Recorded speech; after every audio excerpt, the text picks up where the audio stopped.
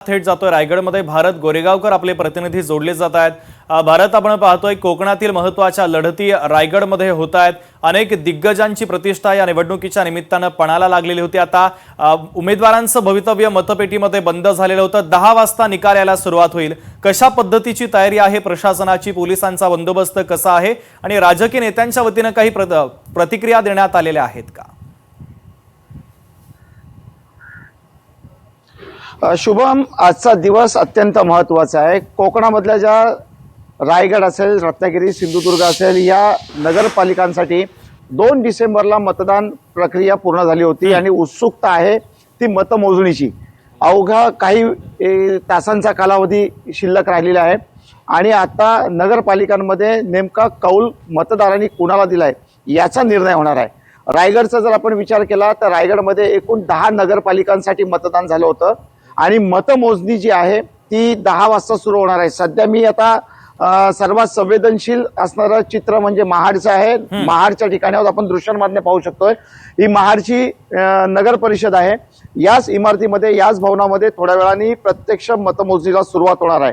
मंत्री भरत गोगावले शिवसेनेचे नेते आहेत, राज्याचे मंत्री आहेत आणि राष्ट्रवादीचे प्रदेशाध्यक्ष खासदार सुनील तटकरे यांची राजकीय प्रतिष्ठा जी आहे ती पणाला लागली आहे। कोण बाजी मारतोय नेमकी, कारण महायुतीत राज्याच्या सत्तेत असताना देखील राष्ट्रवादी आणि शिवसेना हे 10 पैकी कोणत्याही नगरपालिकेच्या निवडणुकीमध्ये एकत्रित लढले नव्हते। परस्पर आमने सामने एकमेकाला भिडलेले राजकीय पक्ष म्हणजे राष्ट्रवादी विरुद्ध शिवसेना।